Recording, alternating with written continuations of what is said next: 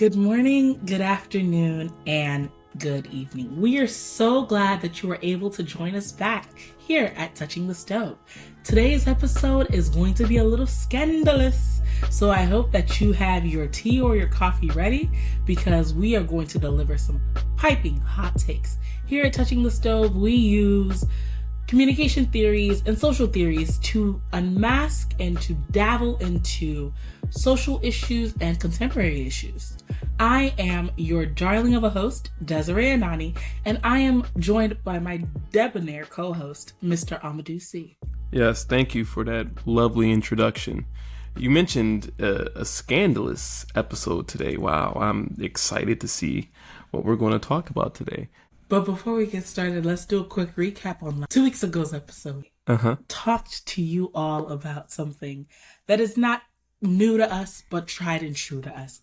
We looked at code switching. Yeah. And how Desiree at work may not necessarily be Desiree with her girls, or Amadou at home is a different version of Amadou. A different version of Amadou at the court. Amadou is crazy. Amadou is crazy. That is crazy. Did you see? Even laughter or being able to correct yourself, those are all nuances that are both culturally influenced and geographically influenced.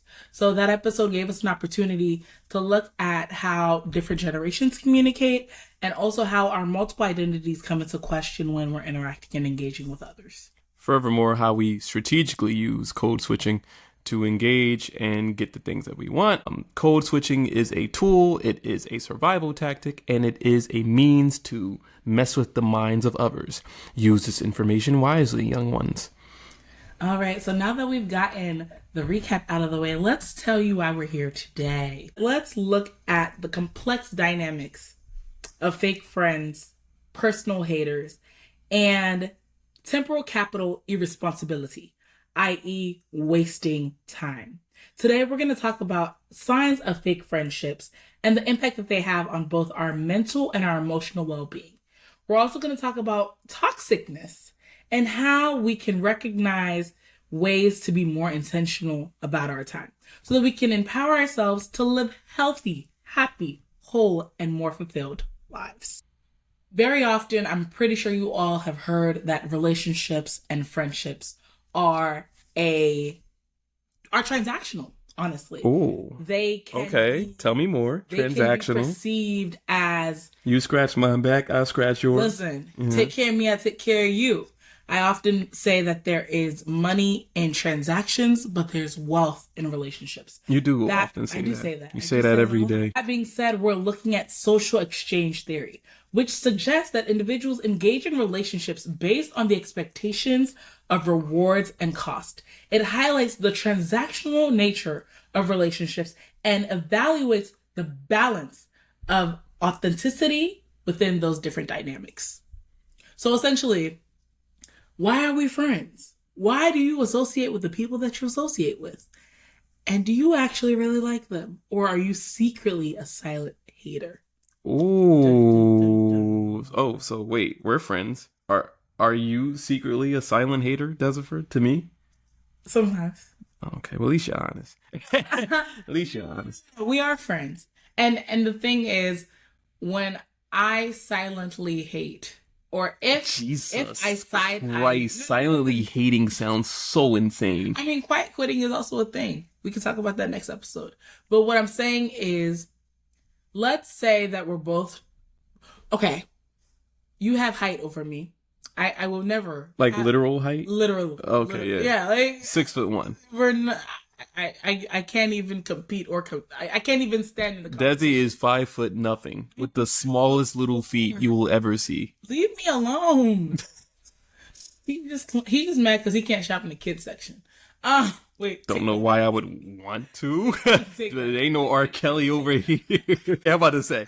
Let me on the other side of let me caveat that, bro. If you're 28, and I'm not trying to even sound like a hater, but if you're 28, 29, and you talking to someone that's like 19, bro, I'm looking at you crazy, bro. Yeah, I feel like bizarre. You know what I'm saying? Like, hell, if you 27 and you talking to a 21-year-old. I'm still kind of looking at you like, I don't know about you, bro. What do you have in common? Same stage of life. Not even in the same tax bracket at this point. Like it's I'm looking at you like, you know, but you know what's crazy? A 45-year-old and a 35-year-old isn't crazy to me. Okay, that's crazy to me. That's crazy to you? Okay, why is that crazy to you? It's crazy. So here's the thing, right?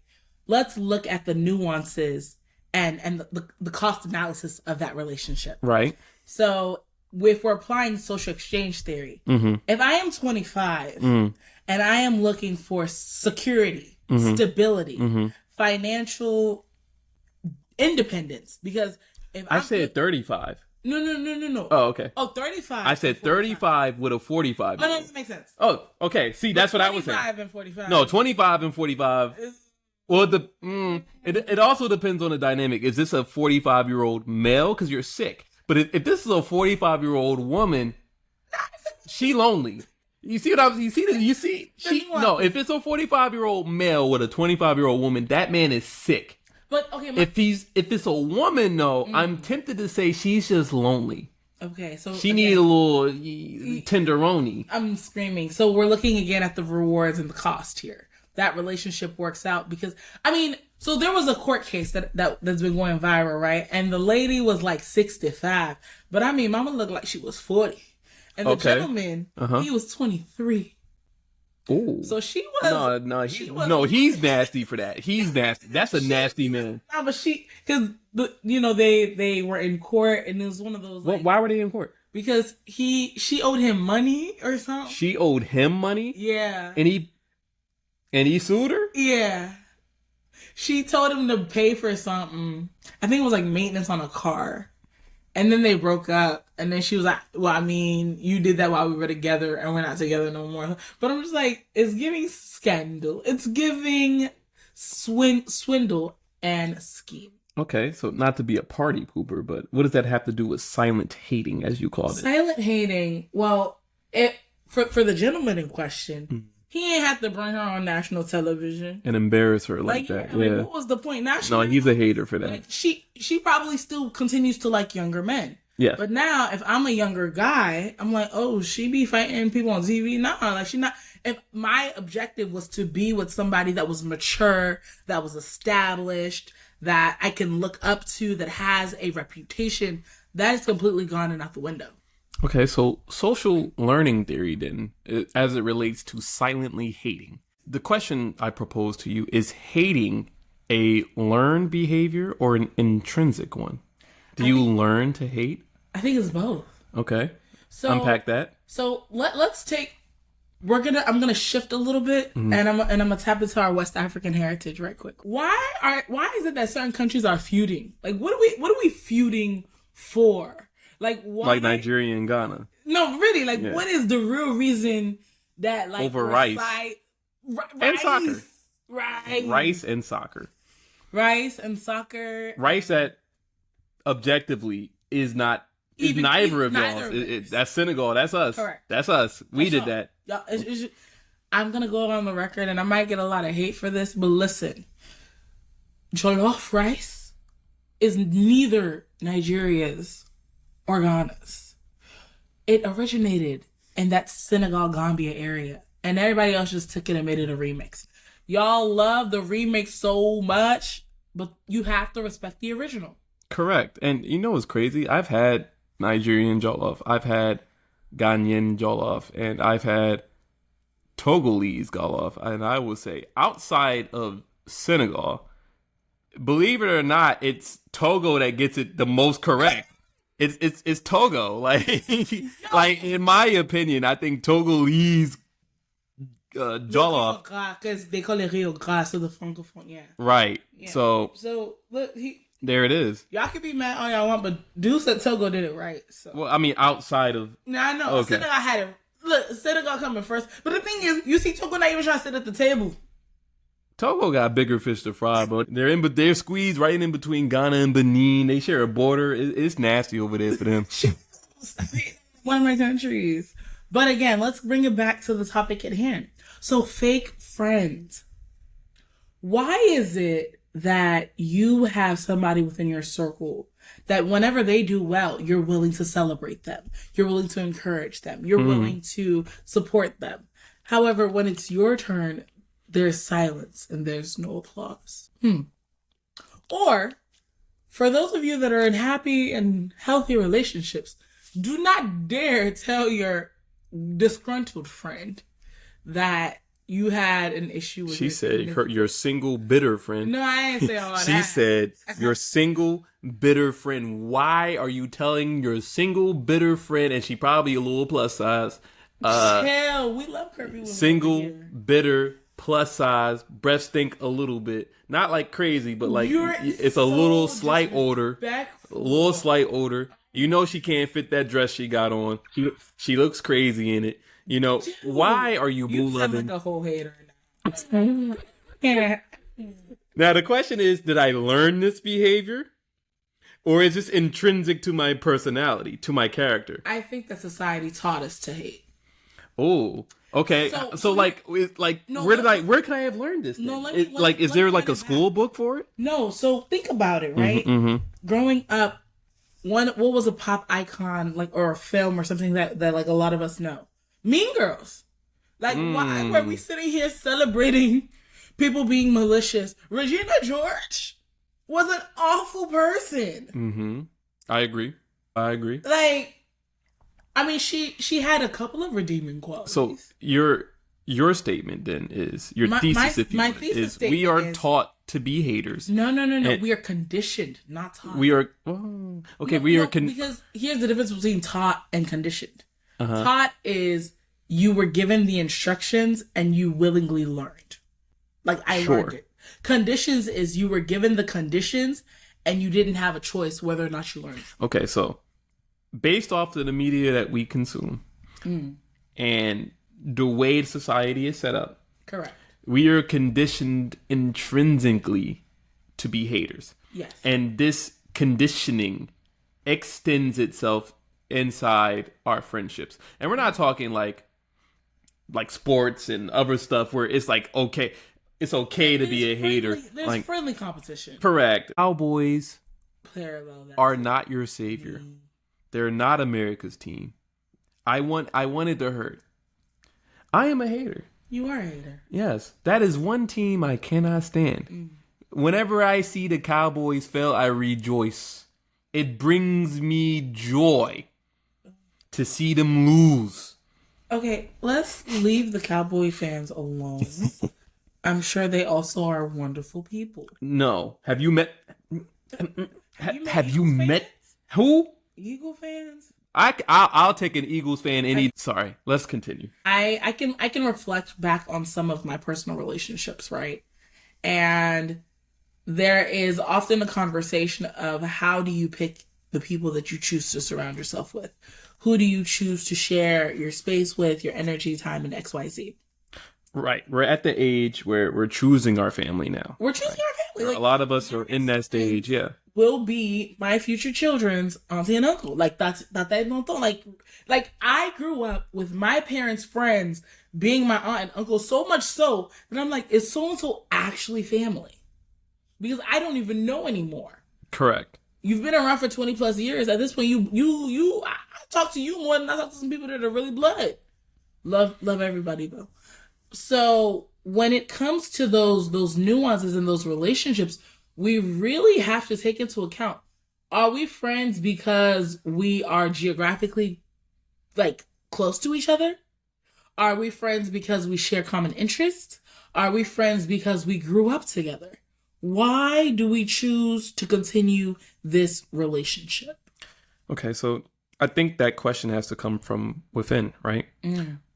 What is the reason you are entertaining a friendship with a particular person? Okay?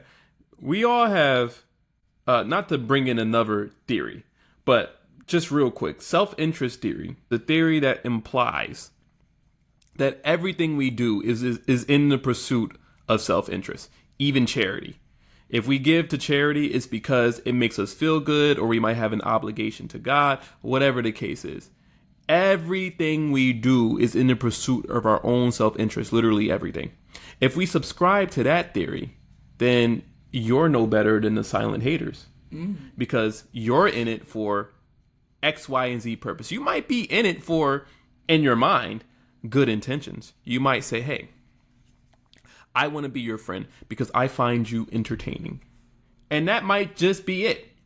But that person is more than your entertainment. But self-interest theory would suggest that that is all that person is to you, at the very least, subconsciously. And you're willing to entertain and overlook certain things so long as you're getting that out of the person. Furthermore, oh, I'm sorry, go ahead. No, but again, that is a vital point. We're looking at those costs and those rewards.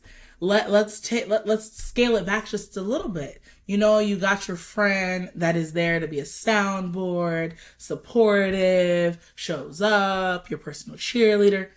And the moment they have a bad day, oh, you're not a good friend. Have you ever tried to talk to somebody and they're always constantly trying to one-up you? It's like, yo, today was really hard for me. No, for real, it was really hard. Like, I didn't sleep. I slept 4 hours. I slept 2. Doesn't you do that to me sometimes? No, that makes me a hater. No, I do not one-up you. You do. I do not one-up you. Okay, what do you do? I commiserate with you. Okay, explain. So it's like, I empathize with you. Like, yeah, that is definitely terrible. Like, I can understand that experience. Mm-hmm. As opposed to my day was worse than yours. No, you won't explicitly say that. But I don't mean that. Like, so you're sitting here and misinterpreting my... So you mean to tell me you've been sitting here and misinterpreting my words? I had to lean back. I didn't even hear me. So, but again, this is an example of what a hater looks like. Not to say that you're a hater, but that's you just called me a hater, so I am very confused. Okay, am I a hater or not? Because I felt like I was the victim here, and now that you mentioned it, I'm like, oh, you know what? You do kind of do that. I did not have the vocabulary to express that, and I know for a fact that I was using it. I don't think a hater, unless it's like sports or the Dallas Cowboys, I don't think a hater like wakes up and is like, yeah, I want to hate today. DC is a dog eat dog world. Corporate DC or social DC? Yeah, corporate DC is no joke. DC is cutthroat. Cutthroat, bro. Like you will find yourself in constant communication. I'm gonna do a little just side tidbit. So somebody was like, they were trying to get Love is Blind DC to be a thing, and they literally couldn't find not a soul. You know why? Because those people will be in the pods networking, not trying to find love, not trying to build relationships. They will be there networking. Your social capital speaks volumes. Your entourage and your network speaks volumes. So in that setting, it's like I can be in the same industry as my girlfriend, and I have a lot of girlfriends that study similar things or work in similar industries. We support each other. But I've also seen it where it's like, you can't succeed because if you succeed, then that dims my shine. But you guys are making a conscious effort to support each other. Remember, just like how I didn't have the language or vocabulary, rather, to express to you how I was being one-upped. I think another issue is people don't have the language necessarily to express, you know what? I'm not necessarily being a hater. I feel like you're bragging, or I feel like you're only in my circle because, you know what I'm saying? Like, you want something from me. I think people have a hard time having those difficult conversations. That isn't to say that people don't have these conversations, but it is to say that what are we doing as communicators, as people living in these social contexts where we have someone who we suspect is a hater, or somebody who we suspect may not be as 100% in our corner as you would be for them? Do you address it? Do you fall back? What do you do to address that, I would say, cognitive dissonance? Like that's what's happening. You're experiencing dissonance because in the event that they are hating, right? Now, of course, people could always be lying. You have to use discernment in these situations. Like, you have to. But at the same time, you need to have the language. You need to understand some of these social contexts and social clues that could help you determine if somebody is a hater, silent, or otherwise. I think the other aspect of it is, for me personally, if I'm willing to say something about you, I will say it to you. And most people who we associate with right. are like that. Right. Like if something is going, if you fumble, if I fumble, call me. I don't believe in the nature of call out.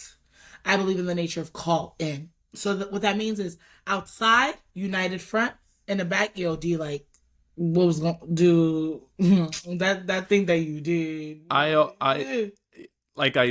And all my friends know this. I have 2 cardinal rules, right? And these rules that I live by, I can't have haters in my circle because we all subscribe to the rules. Or hating on me adjacent, such as the people I associate with, is breaking rule number 1. You're messing the money up. Because these people, chances are, I associate with people who are like me, or maybe who are not like me, but have something going. And these people bring something to this hypothetical table y'all love. Y'all love having conversations. Also, for the record, I don't actually hate on Duke. I appreciate him. I value him. I do side-eye him. Rightfully so. I do side-eye worthy things. I will admit that. And that's the beauty of this conversation. Let's admit and acknowledge when we are wrong. And I think a lot of times people become haters because they're constantly in the wrong and they want someone to justify their nonsense. You have to reflect and look around you and figure out, hey, am I living up to the standards I set upon myself and the standards that my friends or family or etc. have set upon me? If these standards are unrealistic or unattainable, have that conversation. But if these standards are realistic and you're not meeting them, you have to acknowledge that within yourself and within your peripheral. Because if not, it leads to hating. And I think also, competition is natural. Of course. It can be healthy. But if you are harboring any sort of unresolved resentment, it will fester and it will grow. The damage done when people are uncomfortable or when people are frustrated or upset is irreparable. Like, I think that in a moment of dialogue or discussion or disagreement, being able to say, hey, I felt this way, I observed XYZ, I didn't appreciate. Use language in a way that is constructive, that is personal, and that seeks to not destroy. Do no harm intentionally. So yes, do no harm intentionally. Be intentional about your principles and make sure that your actions align with your words. Don't say you're going to show up for me and then don't show up. I'm going to feel some type of way. Don't say you're going to root for me and I look in the stands and you're not there. Or worse, you there, but like you ain't cheering. Or worse, like you're there and you're like, dang, like who made me come? Right? And I'll even, we were talking predominantly about French. Oh goodness, I'm struggling today. We were talking predominantly about friendships, but let's talk about relationships real quick. Ladies, your man hates you. Ooh, fellas, your girl hates you. Your girl hates you. It's like, for what reason? I'll give a classic example. I have this event coming up, and you give them, I don't know, 3, 4, 5, 6 months notice, and they're like, I'm not going. What, do you have a reason not to? Like, can you explain why? Or, I've seen it all too often where you guys may be great for each other as human beings, but maybe not as partners. Ladies, Let that man watch his sports game. Let that man read his book. Let that man play whatever video game, 2K, whatever case it is. Let that man hang out with his friends.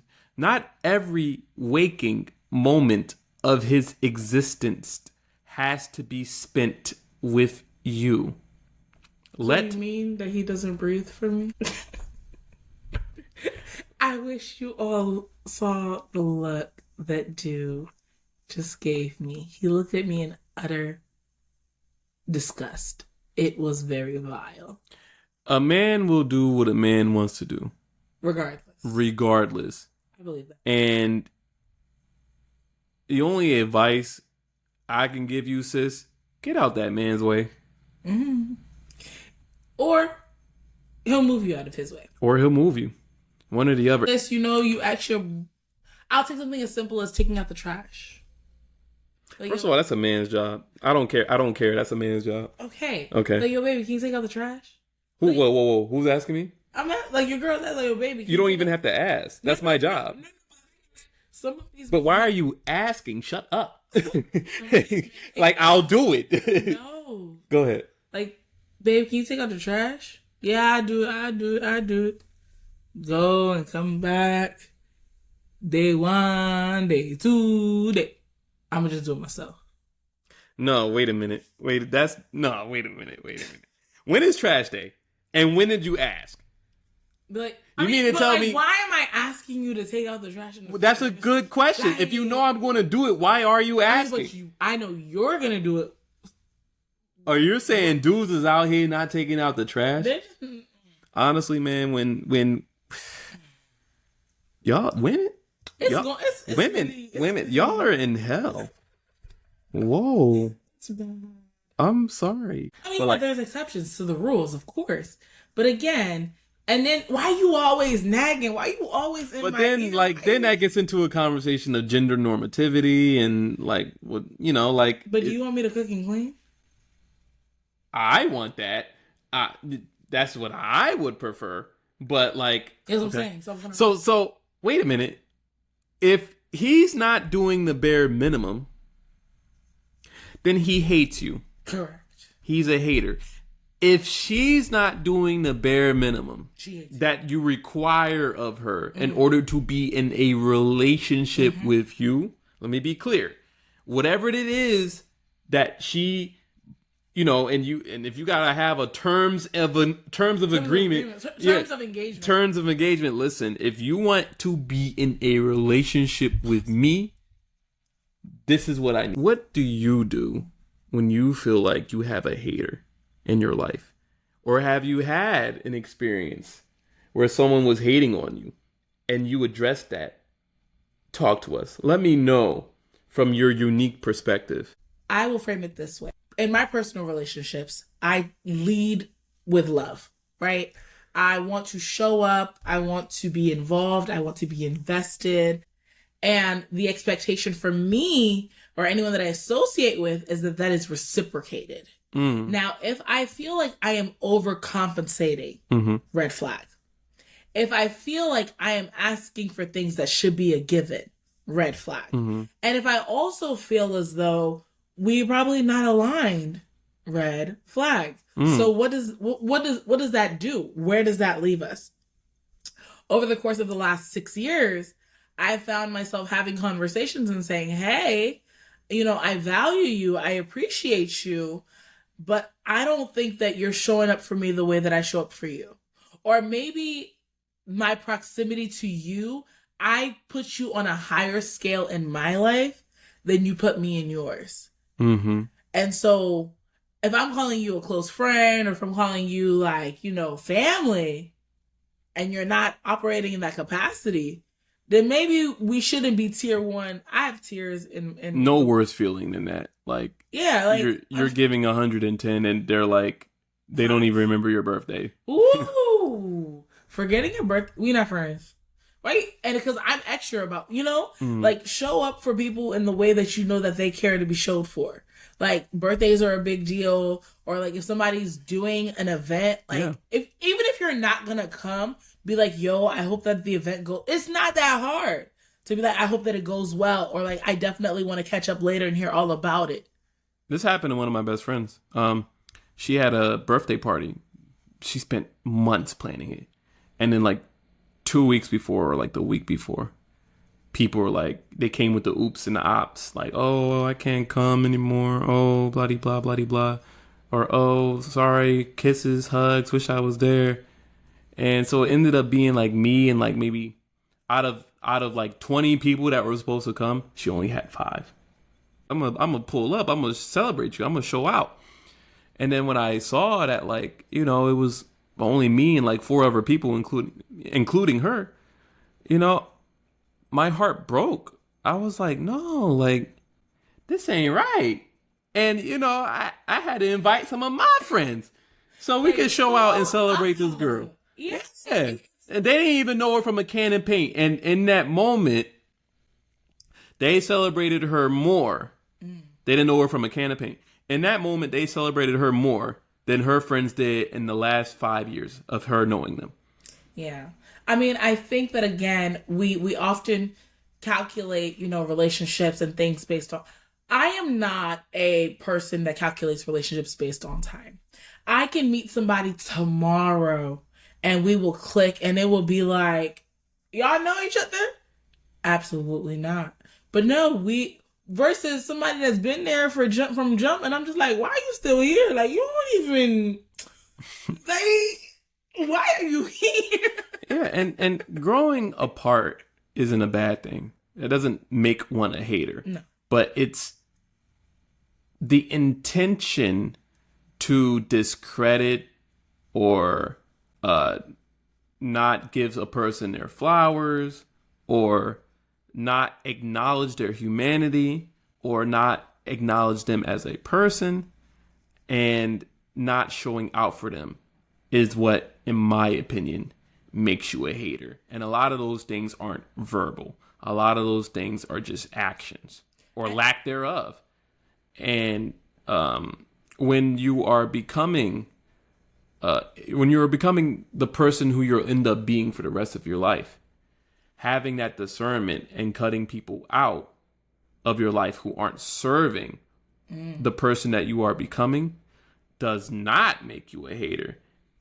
It may appear that way, but in my opinion, it does not make you a hater. And I want to make that clear, because there's nothing wrong with, you know, exiting stage left out of relationships that aren't necessarily serving you.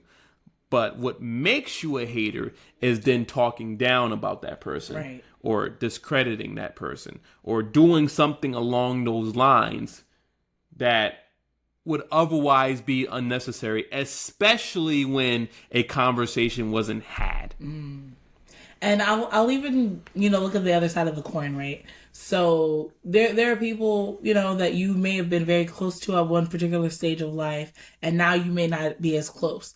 But don't use that as leverage to say, oh, you know, so-and-so was, even if there was a misunderstanding or there was something that happened, so-and-so's an evil person, so-and-so's fine. Like, why? For me, a version of a hater would be, if somebody comes to speak ill of you to me and you come and tell me, there's 2 questions I'm going to ask you. 1, why were they comfortable coming to tell you all this stuff? And 2, what did you say? How did you respond? Did you defend me in that moment, or did you add to the fire? It is very difficult to build something, but it is extremely easy to destroy. And here's the other caveat with that. If I see you being a hater to someone else and you are in the wrong, I'm going to move accordingly. Like, wait a minute. I'm not going to sit here. I see how you're treating this person. I'm not going to sit here and wait for you to do that to me. I mean, next. No, I'm not doing that. And, you know, sometimes the haterade does not have to be shared between you. You could see your friend being a hater to someone else, or see, you know, your parents or whatever hating on someone else. And it's like, no, that's not what we do here. We lead with kindness around these parts. What do I do when I see a hater? Or like I feel like somebody's hating on me. First, I address it straight up. Like, yo, bro, lately, you kind of been hating. Do we have an issue? Is there something, have I accosted you in some way? Why are you being weird to me? Did I do something to you? If the answer to all of that is no, okay, why are you being weird to me? Why is that? If the answer is, oh, you know what? My actions, I think you aren't interpreting them the way that I intend them. So let me explain. And you have a healthy and productive conversation. Cool. If it's anything beyond that, anything other than that, you a hater, bro. I hate it had to be me to tell you this. And that's one of my favorite things to say. I hate it had to be me to tell you this, but you're a hater. And you can kick rocks and eat sand. Oh, he also likes to say those things.